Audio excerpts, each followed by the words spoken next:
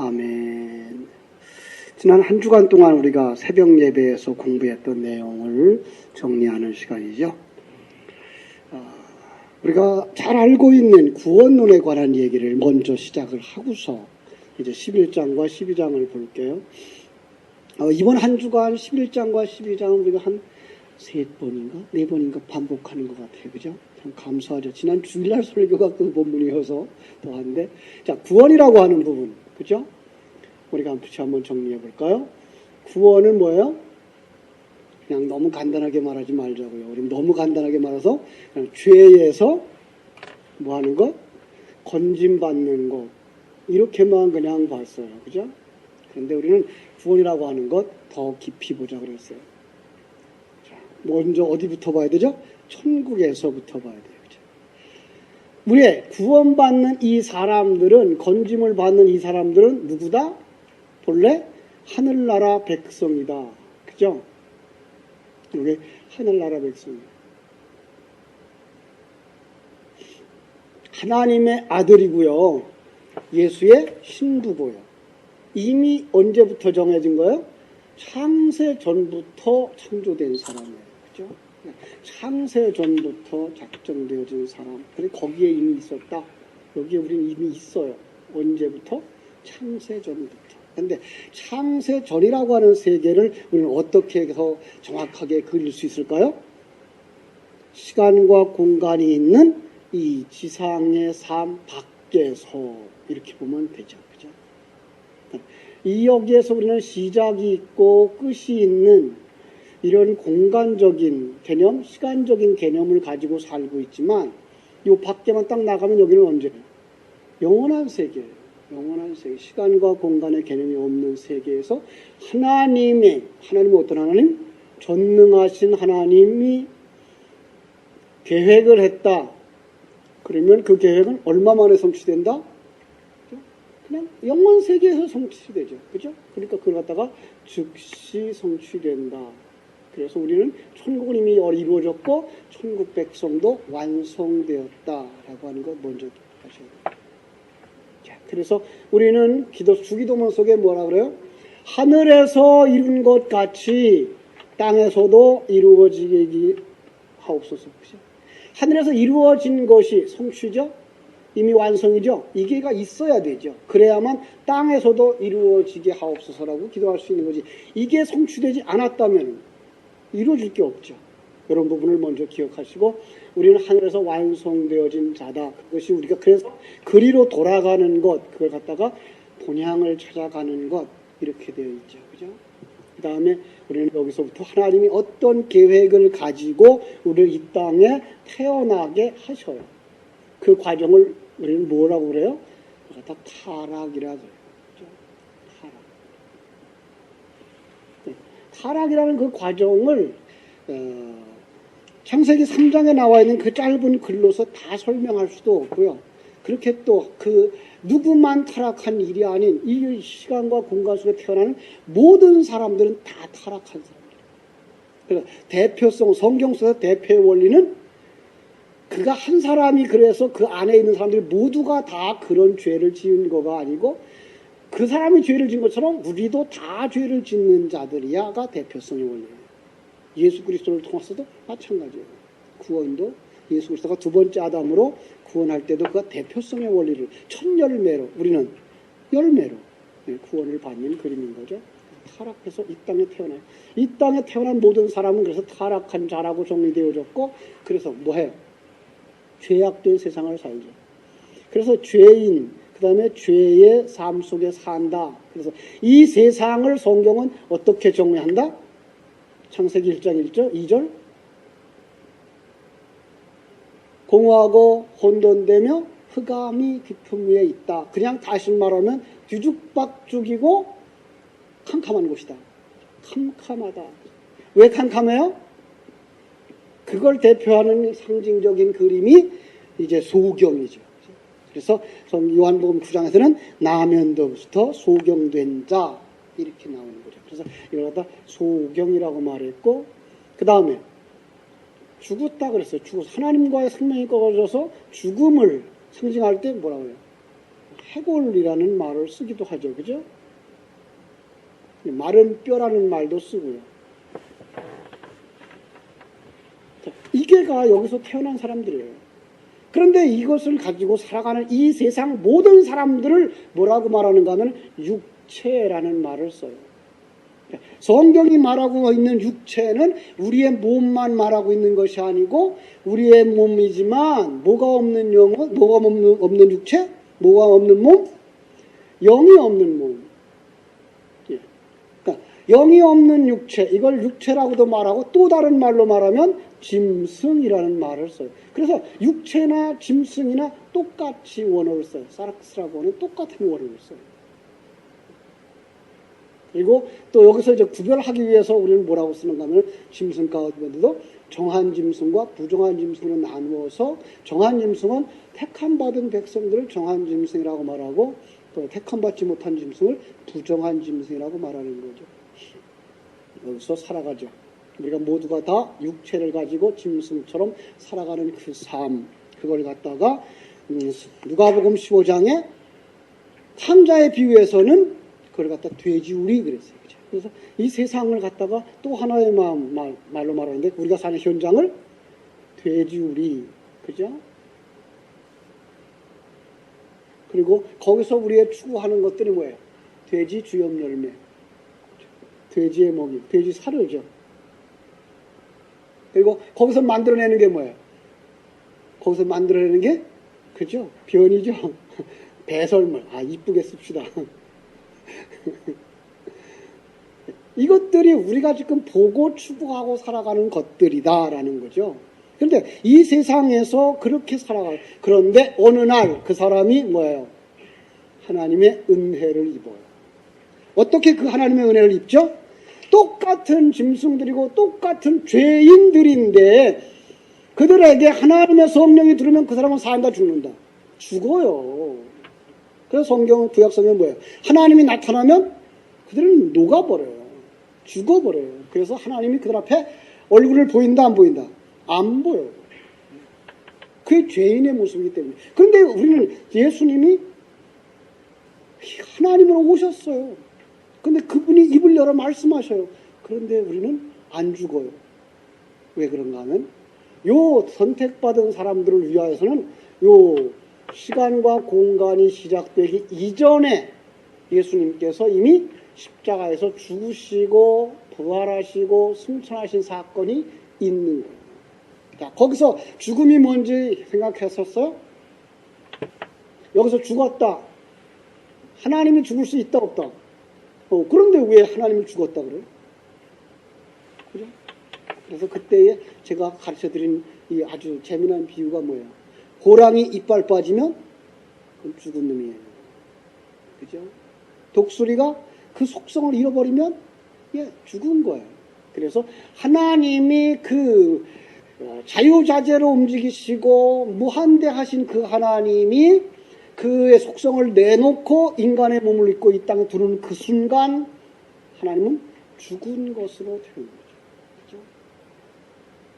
그런데 거기서 끝나지 아니하고 하나님은 거기서 자기의 일을 완성하시고 다시 그 시공의 세계로 돌아가시는 거죠. 그죠? 그 영혼의 세계로 돌아가시는 거죠.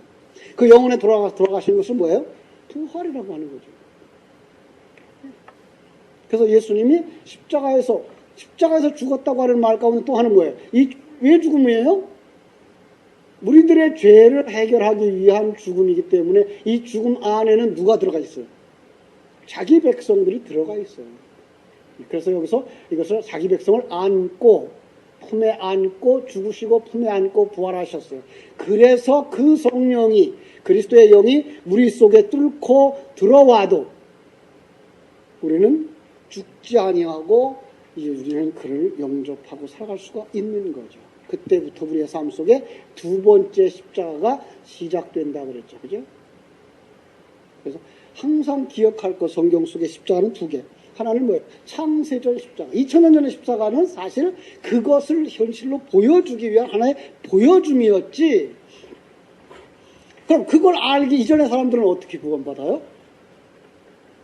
이거를 영적으로 보지 못하니까 사람들은 어떻게 해석해요? 그때는 양심의 법에 의해서 구원받는다, 뭐 율법에 의해서 구원받는다, 이렇게 얘기해가지고 세대를 나눠버려요. 7세대로 나눠. 이게 누구예요? 세대주의자들이죠.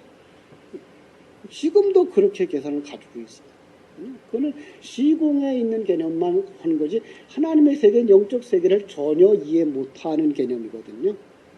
그래서 우리는 첫 번째 십자가는 창세전에 예수 그리스도께서 우리를 품에 안고 스스로 죽으시고 다시 살아나신, 그러므로 말미암아 그 그리스도의 영이 우리 속에 들어와도 우리는 그분과 함께 할 수 있고 그분 앞에서 죽지 아니할 수 있다라고 정의를 한 거죠. 그래서 예수님이 진리로 우리 가운데 들으셨을 때 우리는 그때부터 우리의 신앙생활이 시작되는 거예요. 이때에 우리는 어떤 상황이 벌어져요? 요 그리스도가 우리 안에 일어나자, 우리 속에 들어오자, 이때부터 우리는 어떤 상황이 벌어져요? 새 생명을 가진 자가 된 거죠. 그래서 이때부터 우리는 거듭난 자, 중생한 자, 새 사람, 이런 말로 쓰는 거예요. 그러니까 이때부터 사실은 이 그리스도의 영이 어떻게 들어와요? 진리를 깨달음으로 들어와요. 진리를 깨닫고 그 하늘나라를 보고 그걸 계산할 수 있는 사람이 새 생명을 가진 사람이에요. 그러니까 아무리 우리가 예수 앞에 나가서 우리가 주여 예수 믿습니다, 내 안에 오시옵소서 했어도 그 마음속에 이 진리가 없다면 그는 거듭난 자가 아닌 거죠. 물론 창세전에 선택받았다라는 말을 하여 사람들은 그렇게 말해서 자기를 위로하고 있지만 그 말은 언제 가서 효력을 발휘하는 거냐면 그가 구원으로 이루어졌을 때, 구원자가 되었을 때에 그 구원이 얼마나 큰 건지를 알게 하기 위해서 하나님 주신 말씀이 창세전에 선택했다라고 하는 말이고 그 영혼 속에서 계획했다는 말이 되는 것이지, 그가 복음을 이해하지 못한다면 그는 창세전부터 뭐 한 거예요? 버림받은 자가 되는 거죠. 우리는 괜히 그냥 선택받았으면 구원받겠지, 선택된 자라면 어떻게 살아도 다 구원되겠지, 천만의 말씀요. 진리의 말씀이 들어와서 그 속에 있을 때에만, 그래서 이걸 갖다가 우리 임신하는 과정을 통해서 설명하면 남자의 씨가 그 여자의 속에 들어가서 착상이 되어졌을 때부터 임신인 거지, 또 결혼했다고 임신해요? 아니에요. 임신하고 싶어서 가짜 임신한 것도 임신 아니에요. 그죠? 진리의 말씀이 들어와서 착상되었을 때만 새 생명을 가진 자고, 이때부터 뭘 아는 거예요? 하나님의 계획을 아는 거예요.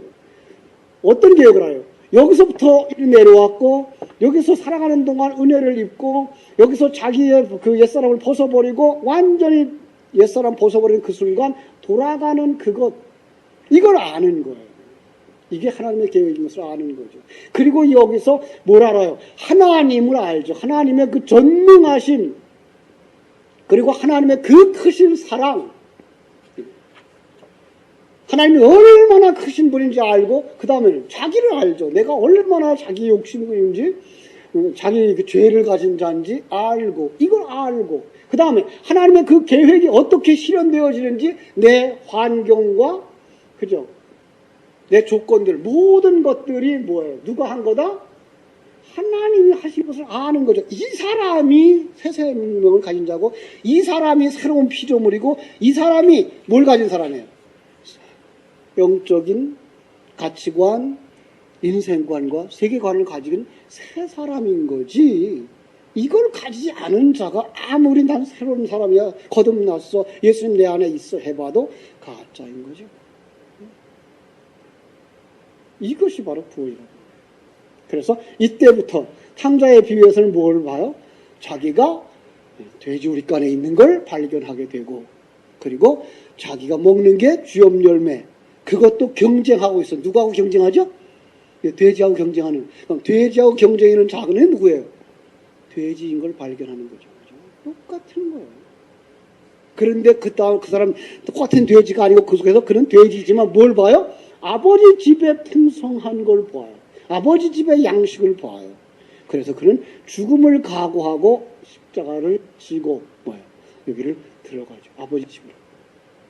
거기에서 이제 십자가가 드러나요. 아버지가 그 아들이 돌아왔을 때 그 아버지는 그를 위하여 뭘 하죠? 잔치를 베풀고 뭘 잡아요? 소를 잡아요. 예, 소. 소가 요게 소머리예요.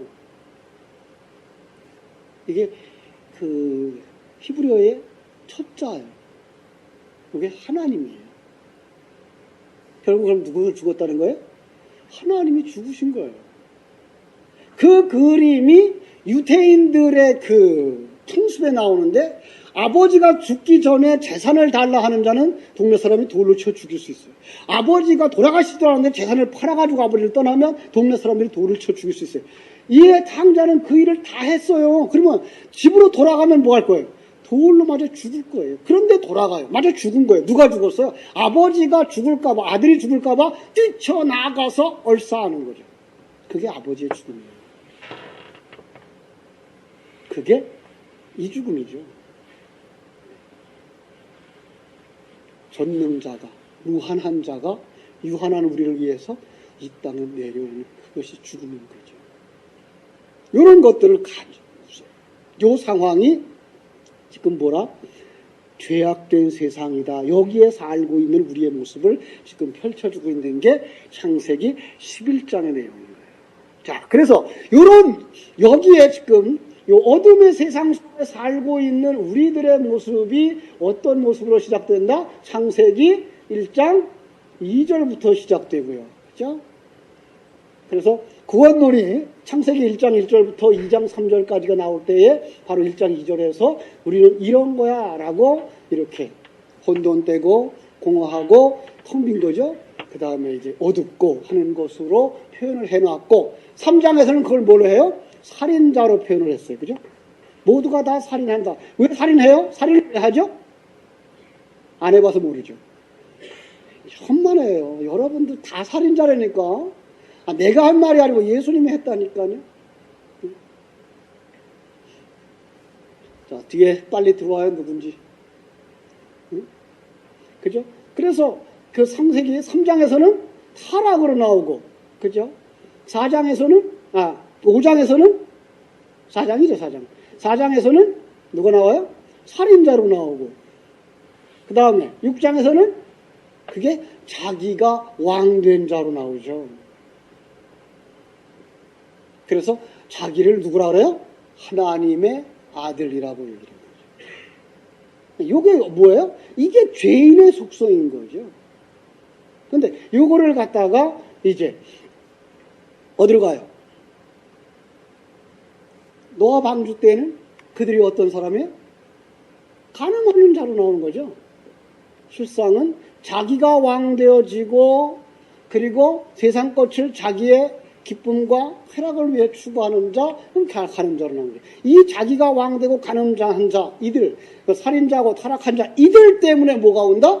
홍수가 오는 거죠. 심판이 오는 거예요.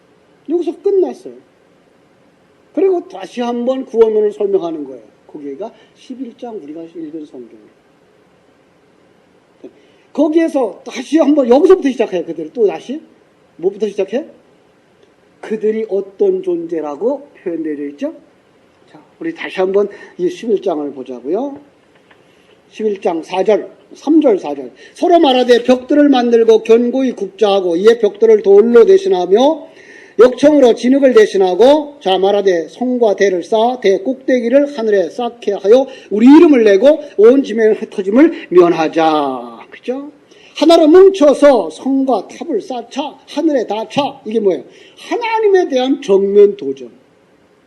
요게 사다나 소리를 들은 베드로의 모습.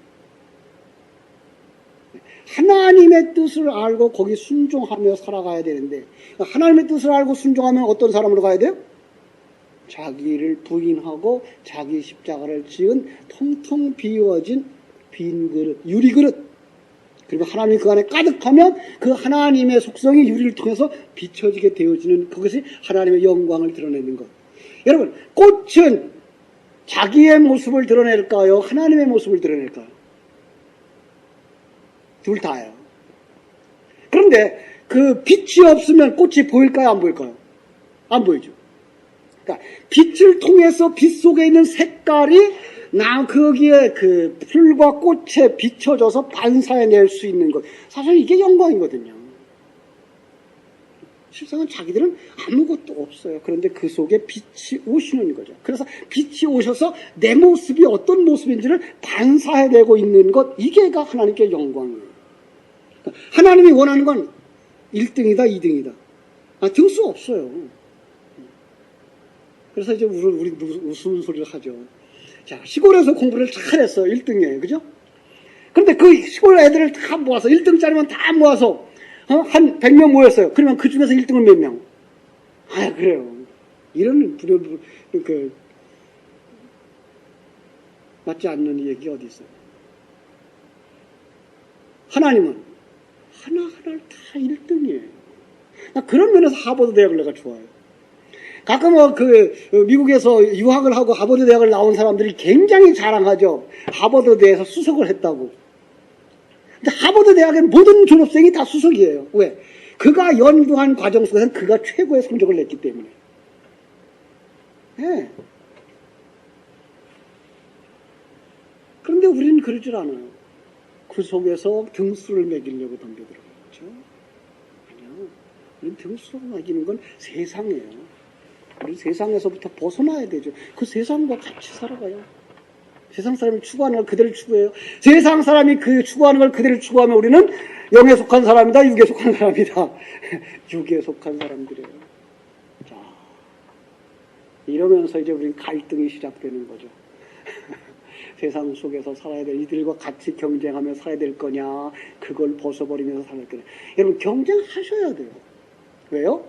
지금 이 세상을 누가 장악하고 있어요? 역시 하나님이 장악하고 있어요. 그리고 이 속에서 여러분의 역할을 맡겨줬어요. 아주, 우리 여기 어린 학생들 없으니까 이 말 하자고요. 머리가 좋고 나쁜 건 누가 만들었어요? 하나님이 만들었지, 왜 부모가 만들어요? 그럼요. 남자, 여자, 누가 그걸 결정했어요? 하나님이 결정했죠. 그런데 왜 그걸 가지고서는 잘나고 미노나고 좀 뚱뚱하고 홀쭉하고 누가 결정했어요? 하나님이 결정했죠. 왜 그거 가지고 시비 거냐고. 왜 좀 인정하고 살자고. 그죠? 근데 물론 거기서 인정하면서 또 하나가 있어요. 그게 우리의 역할이에요. 하나님은 그냥 인정하면서 살라고만 되기는 그냥 그럼 방치하고 살라라? 그거 아니고 하나님은 그 속에 역할을 주셨어요. 그죠? 자녀는 자녀의 역할을 해야 돼요. 학생은 학생의 역할을 해야 돼요. 학생은 코피 터지를 공부해야 돼요. 공부 안 하면서 난 뭐 좋은 머리 안 주셔서 이러면 이거는 직무유기. 그죠? 학생의 시절에는 학생 시절답게 정말 공부할 수 있도록 해야 돼요. 그런데 그 공부는 성적수 때문에 아니고 내 인생을 건강하게 키우기 위한 공부여야 되는 거죠, 사실은. 오늘 우리 한국에는 너무 그게 경쟁이 심해져가지고 점수로만 사람을 다 봐. 그래서 정말 학창시절에 좋은 친구들을 못 사겨. 학교 학생들이 전부 다 경쟁자야, 친구가. 이거 안 되거든요. 근데 이 경쟁이 어디까지 들어왔어요? 교회까지 들어와서 교회 안에서까지 경쟁을 해. 아니라니까요. 그냥 그대로 인정하자고요. 똑똑한 사람 있으면 똑똑한 대로, 좀 떨어지는 사람 있으면 떨어지는 대로, 운동 잘하는 사람 있으면 운동 잘하는 사람으로, 얼굴이 잘생긴 사람은 얼굴이 잘생긴 대로 인정하자고요. 하나님의 작품이니까. 근데 우린 그걸 세상적 관점과 세상적인 그 평가로다가 그냥 그걸 갖다 뭐라 그래요? 외모를 보는 것, 이렇게 말하는 거죠. 하나님은 외모를 보지 않고 뭘 봐요? 중심을 본다는 얘기는 뭘까요? 마음을 어떻게 봐요? 그 속에 하나님의 생명이 있느냐 없느냐를 보는 거예요. 예. 하나님은 그것만 봐요. 그 사람 속에 하나님이 있느냐 없느냐. 여러분, 이 세상은 조금 남보다 못 살 수도 있어요. 이 세상은 조금 남보다 잘 살 수도 있어요. 그런데 그건 기껏 해봐야 몇 년, 7, 80년. 그죠? 얼굴 잘생기고 못생기고, 미인이고 좀 호박꽃 같다고 그래도 그건 언제까지만 간다? 그냥 한 4, 50년. 그래서 한 7, 80년 되면 그 미인의 기준이 있다 없다? 없어요. 다 똑같은 여자고 다 똑같은 남자고. 예. 그거 괜히 젊었을 때 한순간이에요. 그것 때문에 너무 끌려갈 이유가 하나도 없어요. 그런데 그 잘생기고 키도 크고 훨씬 하고 그리고 또 어떤 사람은 잘생기고 이쁘고 이런 사람들은 그거 자랑하느라고 속을 못 채워. 그래서 역사에서 큰 일을 한 사람들은 다 예수님처럼 키도 작고 못생기고 그분들은 뭐에 신경 안 써요? 외모에 전혀 신경 안 써. 다른 사람이 어떻게 보든지 관계가 없어. 그 다음에 내 내실만 기해. 착실하게 내실을 기한 사람, 그게 한 10년, 20년 지나고 나면 그게 드러나 가치를 발휘하는 거지. 그런데 우리는 세상 속에서 그냥 살아가. 뭐예요? 그게 자기가 왕된 자고 그게가 남편을 5 가지고 6 가지고 있는 요한복음 4장에 나오는 사마리아 여인인 거죠. 요 모습 그대로가 창세기 11장에 바벨탑을 쌓는 그들인 거예요. 그러니까 하나님이 주신 그거에 대한 도전. 안 죽겠다는 거죠. 그리고 그들은 뭐 하자 그래요? 하나로 뭉쳐서 하늘까지 다 쳐. 하나를 다 가지고 뭐예요? 이전에 홍수로 심판받았으니까 이제 심판당하지 말자. 이러는 거죠. 그 다음에 그들이 뭐라 그래요? 우리의 이름을 내자. 여러분, 우리는 인간은 왜 지어졌다? 왜 창조되어졌다? 하나님의 영광을. 그래서 성경에도 그러죠. 내 이름을 위하여 창조한 자를 오게 하라.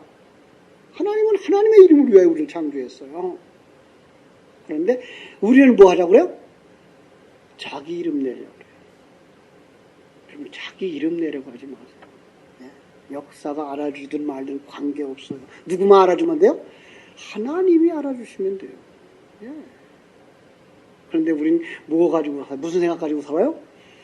호랑이는 죽어서 가죽을 남기고 사람은 죽어서 이름을 남긴다고 자기 이름을 남기려고 그렇게 애를 써요. 이건 정말 우리 하나님이 싫어하시는 일이거든요. 그렇죠? 그 다음에 온 지면의 흩어짐을 면하자. 하나님은 우리를 뭐라 그래요? 이 땅에서 나그네로 살라 그래요. 나그네로 살아. 그래서 창세기 2장에 가서 아브라함이 오늘 새벽에 했던 얘기처럼 아브라함이 6절 12장 6절 아브라함이 그 땅을 지나 그 지나라고 하는 통과하여라고 하는 말이 무슨 뜻이라고 했어요? 네, 방황하는 것, 나그네처럼 이리저리 다니는 것 그런 뜻이에요. 그는 이제부터 뭐하기 시작했다? 비록 그들은 가나안 땅에 들어갔어도 그들의 삶이 뭐로 살아요? 나그네 삶으로 살아요. 그래서 아브라함의 고백도 나그네 생활, 야곱의 고백도 나그네 생활, 그죠? 우리의 이 세상은 나그네 생활이에요. 그런데 그 나그네 생활은 누가 잘 경험한다?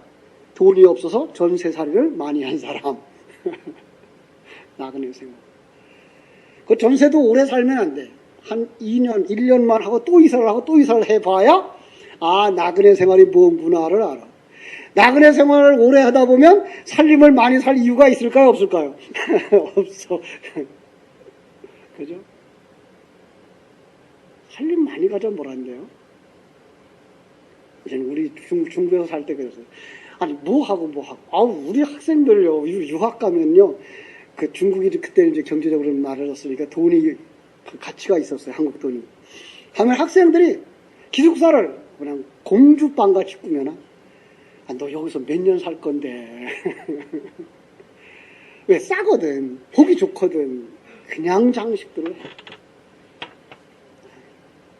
그런데 이 일본 애들이 놀라워요. 아무것도 안 해. 그냥 학교에서 제공한 그 침대, 나무 침대, 거기다 그냥 살아. 밥도 잘 안 사 먹어. 그 중국 애들보다도 더 싼 밥을 먹어. 아침에 그 만두 하나 둘 먹어. 그래가지고 돈을 모아. 그리고 뭐예요? 방학 동안에 여행을 해. 대단한 친구들이에요. 그 두 학생들이 너무 차이가 나요. 예. 한 사람은 거기가 자기 집인 줄 알고 속아서 사는 학생들. 한 사람은 여기는 우리 잠깐 있다 가는 곳이야. 여기서 배울 교훈이 뭔지 그것만 배우면 돼. 그래서 그것만 노력해. 정말 차이 나죠. 이 세상에 살아가는 우리들은 안 그런가요? 그래서 이제 가끔 우리 그 동역자들이나 그 우리 공부하러 오는 우리 학생들이 우리 집에 들어와 보면 그래요. 살림이 없거든요. 우리 집에 제일 큰 건 냉장고 하나, 세탁기 하나. 다른 거 없어요. 밥그릇 있어요. 밥그릇 그때 여기서 갈 때 우리 성도들이 모아준 스테인리스 그릇. 그건 이사가도 안 깨져요. 떨어져도 안 깨져요. 그죠? 참 활용하기 좋았죠. 없어요, 다른 거. 필요하지 않아요. 있는 것 그대로 먹고 있는 대로 살고. 옷은 여기는 지금 그래도 이게 여러분 앞에 서야 되니까 이 옷을 이렇게 잘 입어야 되는데 중국에 가면 한 10년은 우리가 옷을 안 사 입은 것 같아요. 여기에 있던 옷만 갖다가 그냥 봄, 여름 그냥 같이 썼어요. 무슨 상관이 있어요. 춥지 않으면 되고 덥지 않으면 되고 남 앞에 그 수치만 드러내지 않을 정도로 가리면 되지. 얼마나 자유했는지 몰라요. 나그네니까. 그러니까 이번에 올 때는 안 가져가네. 가져갈 게 뭐 있어야지 가져오죠. 세탁기는 이제 주고 왔어요. 세탁기는 그 LG 거 샀는데, 그래도 한 14년 동안 썼는데도 아직도 싱싱해요. 그래서 이제 주고 왔고, 학교에다 주고 왔죠, 이제. 그 남은 학교에. 냉장고가 금년 봄에 망가졌어요. 그래서 중국 거 샀어요. 그랬는데, 그때도 이제 다 주고 왔죠. 책은요, 책 포기도 써야죠. 주고 왔죠. 몇 벌 옷이, 겨울 옷이 지금 몇 벌 남아있어요. 다음에 가면 그거나 이제 들고 와야 되겠죠. 자, 나그네 생활 그래요. 그래서 우리가 가끔 그런 농담을 했어요. 야, 뭐 그렇게 차를 가지고 다녀야 돼? 거기 가서 또 차 사는 사람들이 있어요. 그냥 차 타고 다녀. 그러면 그게 내 차잖아. 큰 차 타. 왜 작은 거 타? 난 큰 차 타. 그좀 기사가 내 말을 잘 안 들어서 자기가 가고 싶은 길로 가서 그렇지. 그래서 갈 걸 다 데려다 줘. 기차 타면 기차가 내 차죠. 그렇죠? 왜 그게 이거 꼭 내가 가져야만 돼요? 가져봤자 몇 년인데, 그렇죠? 우린 그런데 거기서 자유하지 못하고 살아가는 모습들을 보는 거죠. 참 딱한 거죠. 나그네 생활을 정말 몰라요. 우리는 나그네 생활을 할 수 있어요. 훈련해보고 싶은 사람들. 빨리 집을 파시고 이제 전세 생활을 시작하십시오. 아니면 월세 생활을 시작하십시오. 정말 이제 우리 앞으로는요, 우리 교회가 그런 일을 좀 해봤으면 좋겠어요. 집집마다 이제 한 봄, 가을철로 입지 않는 옷 좀 걷어내서 가난한 나라를 보내든지 가난한 사람들을 돕든지 봐서요. 정말 한 1년이 지나도 한두 번 안 입은 옷은 안 입어요. 그거 그냥 걸어놓고 있는 거예요. 쌓아놓고 있는 거예요. 그걸 뭐 해요? 그죠? 그데다가 넣어야 되죠. 요즘들 가만히 보니까 이렇게 오래 사신 분, 한 집에서 오래 사신 집에 들어가 보면은 신발들이 그렇게 많더만요. 몇 켤레인지 몰라. 그래 많아. 언제 쓰는데요? 그렇게 많을 이유가 있어요? 그럴 이유가 없어요. 그죠? 그냥 발 안 아프고 발 편하면 사용하면 되죠. 그거 왜 그렇게 신발이 많아야 돼요? 이런 것들 우리가 나그네 생활할 수 있습니다. 그래야 갈 때 뭐예요? 가볍게 가죠. 놔놓고 갈 수 있잖아요. 그죠? 나그네니까.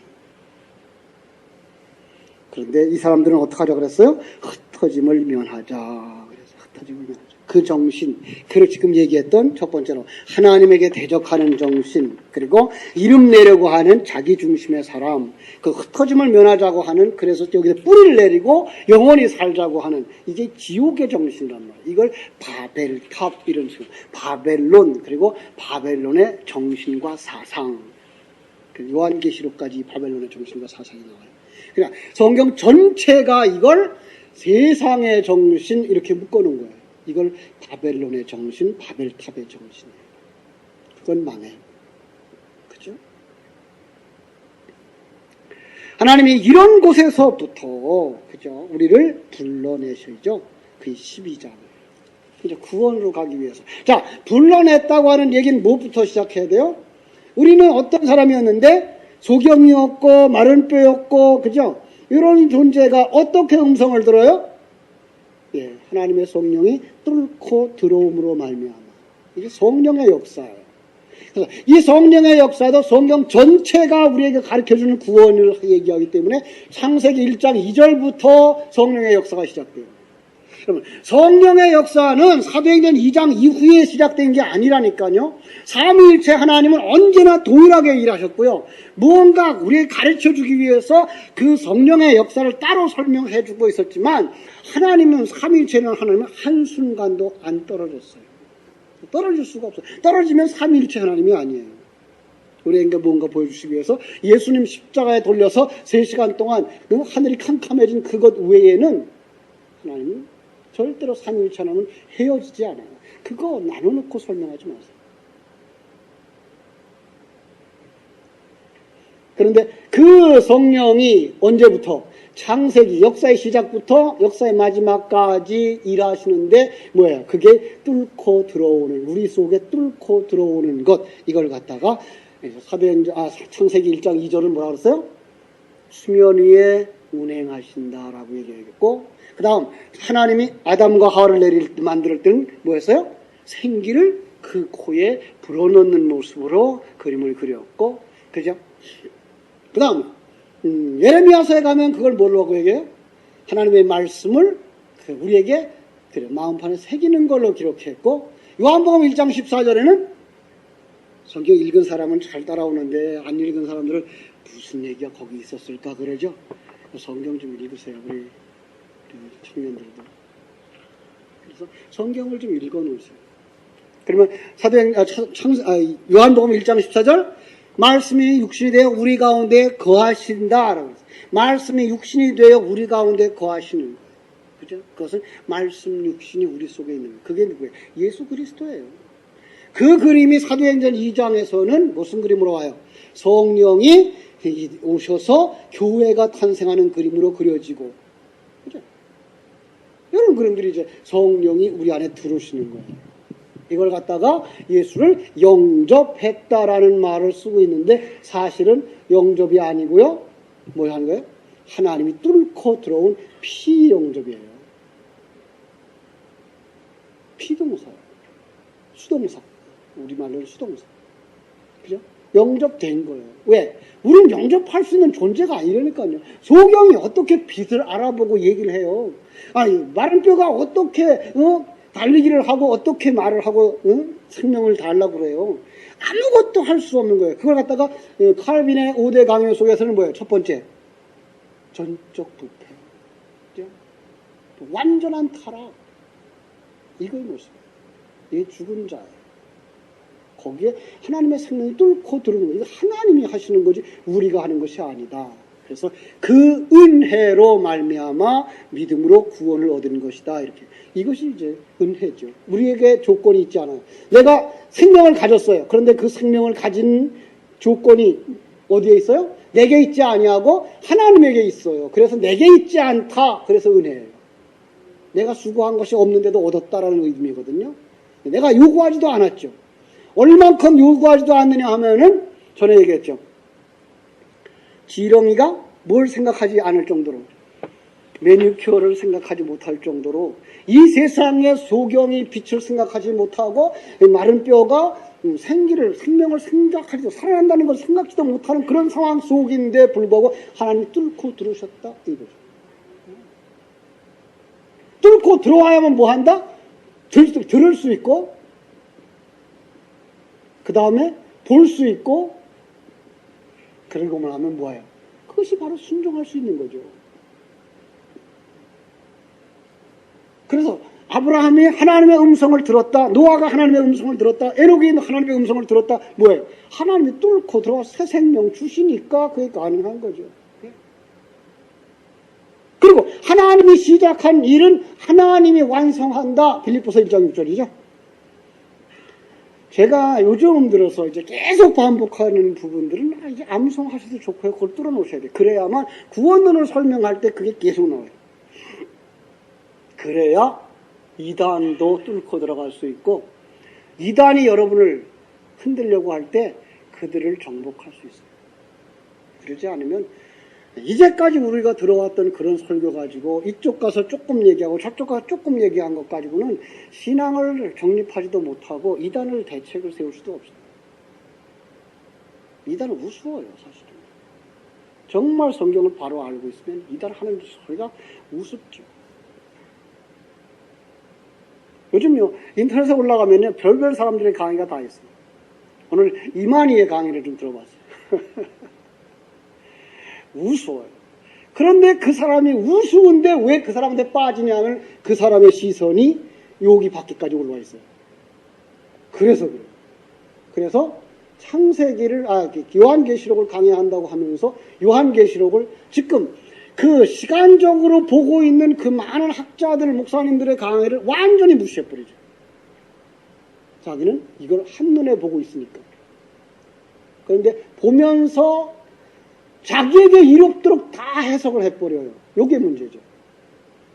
아니요, 거기에서 나오는 성령의 역사, 하나님의 백성들에게 주신 하나님의 그 역사들은 모든 성도들에게 임하는 건데 그걸 갖다가 한 사람 일로 교정을 시켜서 그걸 바로 이 시대에 태어난, 이 시대에 일어난 나 이런 사람, 이 사람 이렇게 얘기를 하는 거죠. 아니에요. 그건 모든 성도예요. 그것만 딱 펼쳐주면 신천지 우리가 데려올 수 있어요.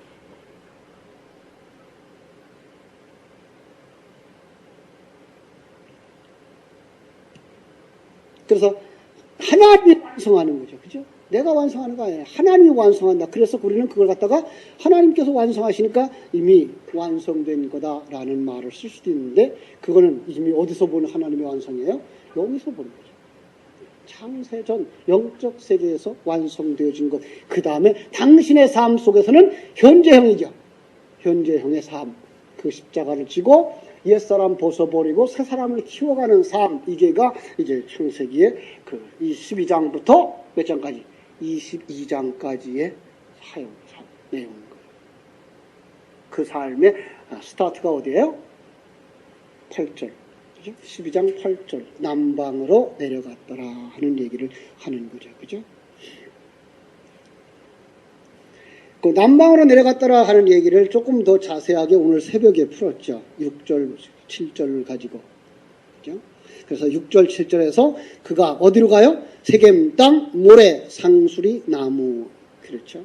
거기서 이제 하나님이 약속한 땅, 세겜이라는 뜻과 모래 상수리 나무라고 하는 뜻을 우리가 설명해 주었고요. 그리고 거기서 그가 어떻게 했다고요? 단을 쌓았다라는 얘기를 했어요. 하나님을 예배하기 시작했다. 이제부터 우리는 어떤 삶을 살아요? 여기서 예배하는 삶을 살죠. 예배의 삶을 살아요. 예배가 뭘까요? 사실은 참다운 가치를 어디에다 두는 것, 이게 예배예요. 참다운 가치를 천국에다 두는 것. 참다운 가치를 천국에다 두고, 참다운 가치를 새 생명에게 두고, 참다운 가치를 완성될 내 새 사람에다 두는 거죠. 여기에 두지 않는 거죠. 그런데 세상 사람들은 지금 계속해서 여기만 생각하고 살죠. 이게 뭐예요? 세상에서 성공, 세상에서 잘 되는 것, 높은 고지에 올라가자라고 하는 고지론, 자기의 이름 내자라고 하는 이런 것들을 옛사람이 추구하는 거예요. 그런데 이게가 우리의 육신에게 있기 때문에 이걸 가르쳐주지 않아도 해요. 아니, 불신자들도 하고 있다니까요. 불신자들이 좋아하고 추구하는 걸 왜 우리가 추구하고 그거를 하나님의 힘을 빌어서 그걸 하자고 그래요? 그건 아니거든요. 그런데 불구하고 우리 많은 사람들이 지금 교회 안에서까지 이거 추구하는데 혈안이 되어 있어요. 그리고 여기에서 가졌다 그런 사람은 간증자로 나오고, 올라갔다 그런 사람이 간증자로 나오고, 그래서 이름 냈다고 하는 사람이 간증자로 나와서 사람들을 미혹해요. 사실은 성도들을 미혹하고 있는 거죠. 그래서 누구도 이리로 가고 싶지 않고 이리로 가고 싶은 거예요. 이 그림 그대로 하나의 그림 그려놓으면 출애굽한 이스라엘 백성들이 광야로 가고 싶은 마음이 없어요. 왜? 광야로 가면 광야 힘든 건 뻔하니까. 그래서 그 홍해 강변에서 건넌 그들은 광야로 가고 싶지 않고 여기를 배회하고 있는 거죠. 이게 오늘날의 교회. 그런데 여기 광야 요단강 홍해 강변에서 그들은 뭘 얘기해요? 이쪽으로 눈을 두고 이리로 가야 되는데 보도록 해줘야 되는데 목사님의 설교가 이리로 가고 있어요. 이쪽으로 눈동자를 돌리게 하고 있어요. 우리는 하나님이 이렇게 기적적으로 우리를 건너게 했으니까 분명히 이 사람들보다 잘 살 거야. 이런 호기심을 부추기고 있고, 그래서 우리 이리로 가야 되는데 불구하고 하나님은 이리로 가라고 그러는데 정면으로 도전해서 밖으로 가고 있어요. 그래서 가끔 우리가 간증을 들으면 어떤 간증이 들어와요? 여기서 막 헤엄쳐 건너온 사람의 이야기, 구원받은 사람의 얘기를 들으면서 부러워하죠. 난 그러지 못했어. 조금 나은 사람은 뭐라 그래요? 옛날엔 나도 그랬어. 나도 한때 그랬어. 그래도 너도 이제 몇 년만 지나봐. 이러고 있죠. 아니에요. 우리가 이 사람들을 부러워할 이유도 없고요. 아주 부러워하는 이유 하나 간증할까요? 한동안 그런 얘기가 간증이 굉장히 많이 사람들을 유혹했는데, 주일날 예배를 안 드리고 골프장에 가다가 교통사고가 나가지고 그 교통사고 속에서 아내를 살리고 그리고 자기를 살리고 그리고선 딸을 살리고 그리고 자기가 거기서 다운돼가지고 얼마 만에 깨어나서 이제 예수 앞에 나왔다고. 그 간증거리입니까? 잘한 거예요? 아니요, 잘못해가지고 매맞고 온 거예요. 그거는 왜 그 사람을 부러워해요? 우리는 매맞지 않고도 예배 잘 드리고 있는데 그럼 누가 더 훌륭한 사람이에요? 매맞지 않고도 예배 잘 드리고 있는 사람이 훌륭한 사람이지, 그럼 매맞고 온 사람은 뭘 부러워할 게 있어요? 그와 함께 하신 하나님이 나와 함께 하지 않았나요? 우리는 그런데 속는다고. 하나님은 우리를 이리로 가라고 말씀하십니다. 그런데 이 길이 고난의 길이에요. 여러분, 이제 이번 주일날 설교를 이제 제가 잡았어요. 고난에 대한 이야기예요. 그래서 고난이 왜 오는가, 고난을. 사실은 고난은 이 세상 속에 모든 사람이 다 겪어요. 여러분, 지금 여러분이 생각하고 있는 그 고난은 사실은 기본적인, 일반적인 고난이에요. 그걸 왜 예수 믿어서 오는 고난이라고 생각하시나요? 아니에요. 일반적인 고난은 뭐예요? 우리가 하나님 떠나서 이 땅에서 살아가고 있기 때문에 모든 사람이 다 고난을 겪어요. 그런데 성경은 특별히 하나님의 백성들에게 고난이 있다고 얘기를 해요. 그 고난은 감기 걸리는 그런 고난은 아니고요. 암 걸리는 그런 고난은 아니란 말이에요. 그건 일반 사람들도 다 겪는, 본래 하나님 떠나 사는 사람들에게 하나님 앞에 돌아오게 하시는 하나님의 채찍이에요. 그리고 죄의 싹슨, 죄의 열매고 죄의 증상들이에요. 그죠? 자, 요즘 일본에서 들어오는 생선들이 뭐가 많다 그래요? 거기서 뭐가 발생해요? 방사선. 예. 그래가지고 지금 물고기들이, 기형들이 나오죠. 기형 물고기들이 생겨요. 그거 누가 만드는 거예요? 인간이 만드는 거예요. 예. 이 세상에 조류 독감, 그런 거 누가 만드는 거예요? 인간이 만드는 거예요. 우리 인간들이 자기 욕심 때문에 전쟁이 일어나고, 자기 욕심 때문에 질병이 생겨나고, 자기 욕심 때문에, 이거 죄 때문에 오는 것들이에요. 예. 근데 그걸 왜 성도들만 거기서 피하려고 그러고 성도들만 그걸 안 왔으면 그래요? 그렇지 않아요. 이 세상에 살아가는 사람, 모든 사람들에게 다 와요. 그런데 하나님의 백성들에게 오는 고난은 또 따로 있어요. 그래서 성도들이 힘들어요. 그 고난, 그 늙어가는 모습도 귀찮고 힘든데 거기에다가 성도만 겪는 고난. 왜요? 이걸 벗어버려야 되거든요. 저 사람들은요, 이걸 그냥 가지고 이것과 이거 싸우지 않고 그냥 가요. 그래, 요즘 나이 먹은 사람들은 인생이 다 그런 거야. 그리고 죽어요. 근데 우리는 이건 그냥 벗어야 되는 거죠. 이걸 벗어야 여기서 아들이 나오죠. 이 진리만 알면 우리는 그 고난에서부터 자유할 수 있어야 되는 거죠. 그리고 우리가 받는 고난은 그들과 받는 고난과 전혀 다른 영적인 부분에서의 깊은 고난이에요. 이것이 요한계시록 6장부터 18장까지의 내용이에요. 그걸 갖다가 세상적인 것으로만 해석하면 이만희한테 욕을 먹어요. 이만희가 그런 얘기를 하더라고요. 오늘날 하늘에서 별이 떨어지고 뭐가 떨어지고 지진이 일어나고 하는 게 그게 무슨 뭐 수소폭탄 원자폭탄 얘기냐. 아니다. 그건 영적인 거다. 그건 맞는 얘기더라고. 그러니까 모든 지금 세대주의적인 해석을 하고 있는 사람들이 이만희의 그 설계에 완전 죽사발되는 거죠. 그렇게 지금 보고 있어요. 지금 그 요한계시록을 아주 강해 잘하고 있는 서울의 어떤 목사. 그 사람, 어떤 사람인지, 적어도 그때 한동안 따라다녔었거든요. 처음에. 워낙 요한계시록을 시대적으로 풀어서 중동의 변화, 이 이스라엘의 변화를 갖다가 이제 끼워 맞춰가지고 해서 이제 따라간 적이 있었는데, 그 양반이 지금 자기가 책을 몇 권이나 썼는지 몰라요. 굉장히 많이 썼어요. 목사님이 목회하면서 얼마나 힘든데 그거 책을 그렇게 많이 썼을까 싶을 정도로 몇백 권을 썼어요. 대단해요. 근데 그분의 해석 방법이 시대적인 종말론에 묶여 있어요.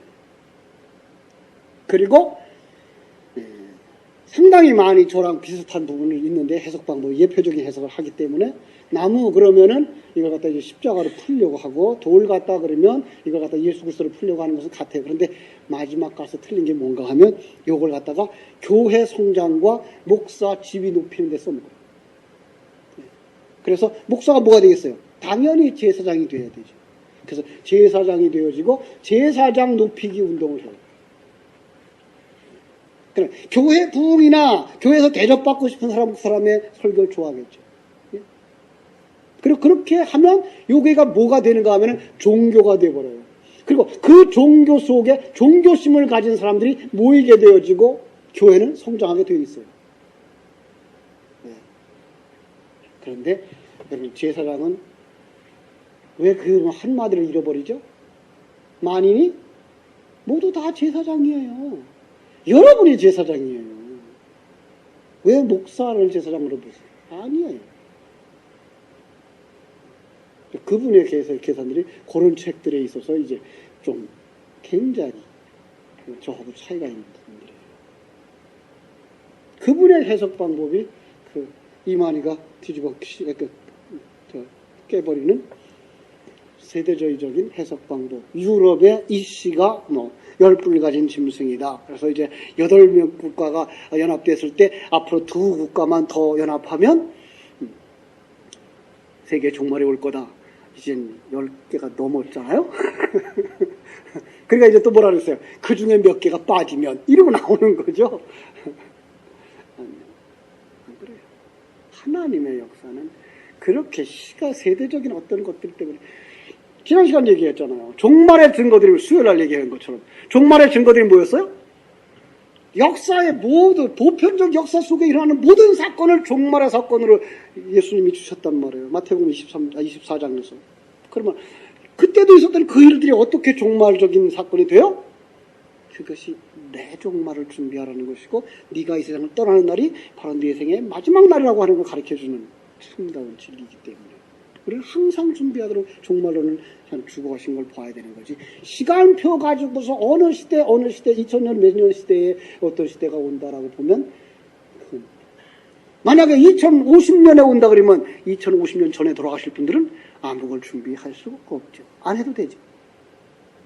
이런 시간표죠. 아니에요. 우리가 이 땅에서 준비하다가 끝나는 그날 에녹과 같이 하나님과 동행하다가 뭐예요? 하나님이 오늘 좀 멀리 가자. 그러면 그날이 어느 날이에요? 신나는 날이죠. 그죠? 고향 가는 날이에요. 그죠? 그런 것입니다. 그래서 이제 창세기 12장에 아브라함은 남쪽으로 내려갔다 하는 얘기를 가지고 동서남북을 얘기했어요. 그죠? 동쪽. 어떤 쪽이 동쪽이에요? 저주, 타락의 땅, 저주의 땅. 동쪽이에요. 성경 속의 동쪽은 대부분이 이래요. 서쪽. 서쪽 땅, 구원의 땅. 그죠? 동쪽, 남쪽. 남쪽은 구원의 약속을 받은 자가 그 훈련과 연단을 받는 지상의 삶을 표현하는 하나님 백성들의 지상 삶. 이것이 남쪽. 그리고 북쪽은요. 북쪽은 적 그리스도의 그죠 대적자들의 땅. 그래서 대부분의 이스라엘의 그 대적들은 북쪽에 속해 있어요. 그죠? 모두 다는 안 맞더라도 이제 나중에 보시면 알지만 대부분이 이렇게 맞아요. 서쪽. 그래서 하나님의 백성들이 요단강을 건너서 들어가죠. 그죠?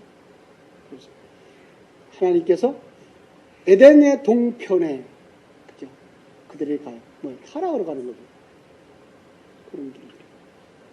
여기는 아브라함은 어느 쪽으로 가요? 남쪽으로 가기 시작하죠. 그때부터 뭐가 시작되는 거예요? 자기의 신앙생활이 시작되는 것을 보는 거예요. 그 남쪽 신앙생활 속에 뭘 보여줘요? 적나라하게 자기가 죄인 된 것을 드러내죠. 예. 그러니까 자기가 죄인 된 것이 드러나야만 어디로 간다? 십자가로 가게 되는 거죠. 그래서 하나님 앞에 나는 죄인이군요. 하나님 당신이 필요합니다. 당신이 없으면 난 안 됩니다. 그런데 이 시간이 지나면 지날수록 눈은 더 밝아진다. 그 바울 서신을 보면 처음에는 뭐예요? 응? 처음에는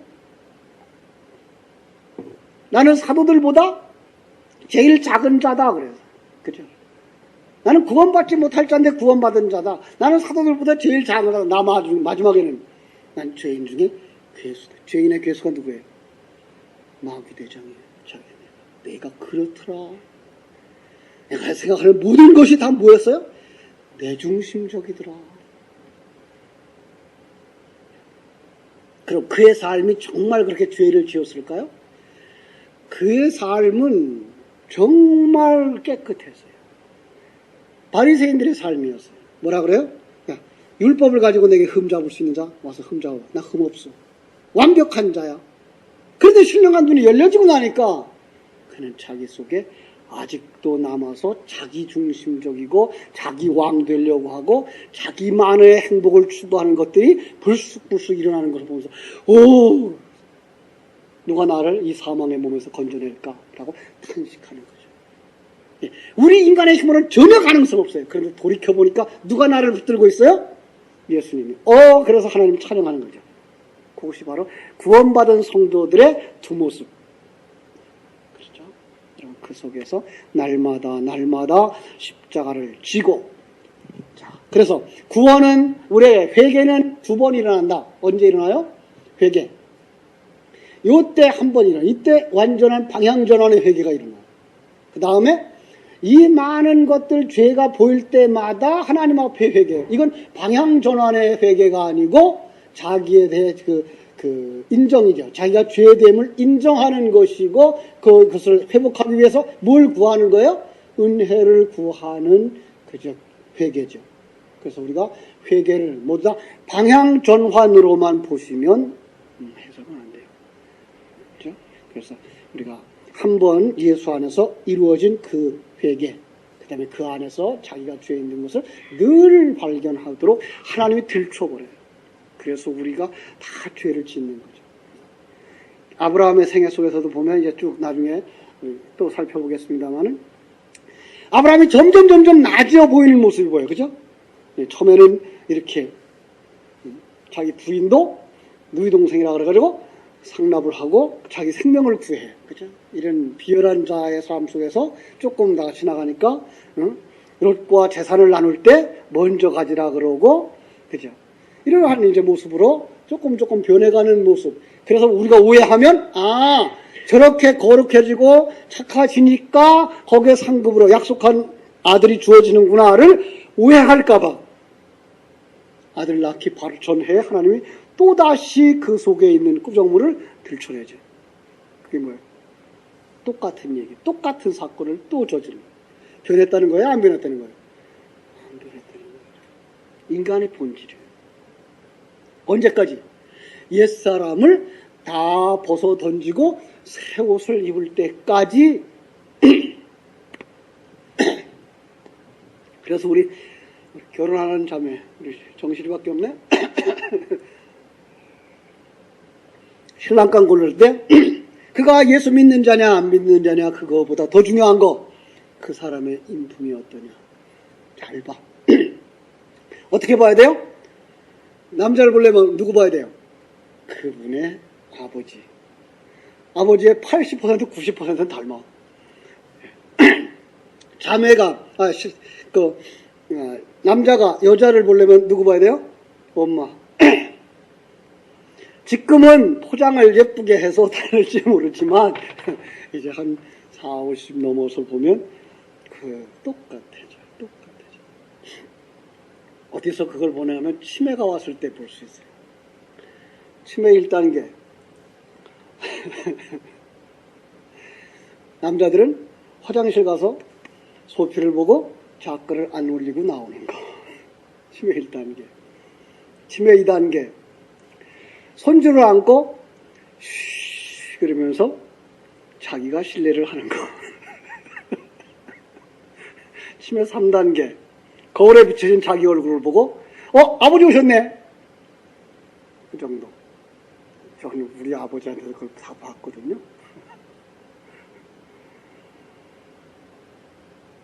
여러분, 그냥 그렇게 닮은 거예요. 자기가 늙어지면 누굴 닮았다고요? 아버지를 닮아요. 그냥 그대로예요. 여러분도 아마 가끔 생각해 보세요. 자녀를 야단치다가 문득 생각나잖아요. 옛날에 우리 엄마한테 이렇게 하다 맞았는데. 내가 흉내내고 있어요. 똑같이. 우리는 거기서부터 정말 새 옷을 입기까지는 새 옷을 입어요. 우리가 이 세상 떠나면 그래서 새 몸을 주신다 그러죠. 그래서 새 옷을 입어요. 그건 다시는 하나님을 떠날 수 없는, 죄를 지을 수 없는 몸을 입어요. 그걸 가지고 천국에 들어가서 살게 될 텐데, 그날까지 힘든 싸우실 때 아브라함에게 주신 약속, 언약 붙잡고 가십시오. 내가 너의 아버지가 되고, 그죠? 내가 너의 하나님이 되고, 너는 내 백성, 내 제자, 내 아들이 될 거야. 라고 하는 것. 그래서 아버지 되신 아버지 하나님 앞에서는 아들의 모습, 신랑 되신 예수 그리스도 앞에서는 신부의 모습으로 서시는 우리 모두의 모습이 완성될 때까지 힘차게 어떻게 성장해야 돼요? 진리의 말씀으로 채워가면서 승리하게 되기를 주님의 이름으로 축원합니다. 기도하겠습니다. 고마우신 아버지 우리 하나님, 그 신뢰와 사랑을 감사합니다. 이 저녁 많은 시간들을 들여서 우리가 진리의 생명의 말씀을 다시 한번 반복하며 하나님이 우리를 위하여 예비하신 구원이 어떤 것인지, 우리의 본래의 모습은 어떤 것인지, 그리고 이 땅에서 우리의 삶이 왜 이렇게 힘들고 고된지를 살펴볼 수 있었습니다. 그러나 이 모든 것의 과정을 하나님께서 주장하고 계시다는 사실 앞에 우리는 마음 놓고 안심하며 그리고 하나님 앞에 구합니다. 먼저 그의 나라와 의를 구하는 자들이 되기를 원하신 하나님의 약속의 말씀처럼 아버지 하나님이여, 그의 나라와 의를 깨달아 아는 지혜가 있게 해주시고 그 진리의 말씀을 먹고 그 진리의 말씀을 묵상하고 되새김질함으로 믿음 안에 성장되게 하여 주시옵소서. 아버지 하나님께서 우리 모두의 삶 속에 성령의 기름을 부어주셔서 정녕 이 진리를 깨달아 알고 이 진리를 붙잡고 삶의 현장 속에 최선의 삶을 살아 하나님의 영광을 드러내는 자들이 다 되게 하여 주시옵소서. 예수님의 이름으로 기도하옵나이다. 아멘. 우리 찬송 한 장